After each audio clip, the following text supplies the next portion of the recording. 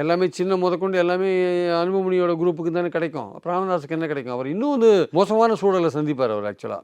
ஏன்னா இந்த கட்சி என்ன நினைக்குதுன்னா எதிர்காலத்தை பற்றி தான் நினைக்குது. கடந்த காலம் முடிஞ்சு போச்சு. கடந்த காலத்தில் ராமதாஸ் செஞ்ச செயல்கள் வந்து பாராட்டுக்குரியவே. அவர் வந்து அவருடைய உழைப்பு வந்து போற்றுவதற்குரியது. அதில் எந்த விதமான சந்தேகமும் கிடையாது. அவரால் தான் இந்த கட்சி இப்படி வந்திருக்கு. ஆனால் கட்சியோட எதிர்காலம் என்ன?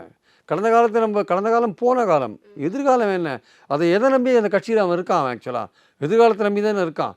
அப்போது ராமதாஸ் எதிர்காலம் இல்லை, அன்புமணி தான் எதிர்காலன்ற போது நிர்வாகிகளுக்கும் அது கட்சிக்கு மட்டும் எதிர்காலம் இல்லை, நிர்வாகிகளுக்கும் அதான் எதிர்காலம்.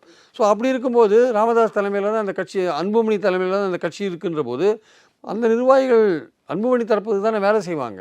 அப்போ மக்களும் வந்து உணர்வாங்கல்ல, சரி இவருக்கு வயசாகி போச்சு, இவர் வந்து கட்சியை வளர்த்தாரு, ஆரம்பித்தார், எல்லாம் பண்ணார். பட் ஆனால் அடிப்படையில் வந்து எதிர்காலத்தில் கட்சி இவர் தானேன்னு மக்களும் யோசிப்பாங்கல்ல. இவர் கையில் தான் கட்சி இருக்குது, நம்ம இனிமேல் இவரை பக்கம் போய் என்ன பிரயோஜனம்? ஒரு ஏஜ் ஆகிடுத்து, அவரால் இனிமேல் சுற்றி வந்து அலைஞ்சு வேலை செய்ய முடியாது. அவரோட காலகட்டம் வந்து முடிஞ்சிடுச்சு. இப்போ எப்படி நம்ம வைகோக்கு சொல்கிறோமோ,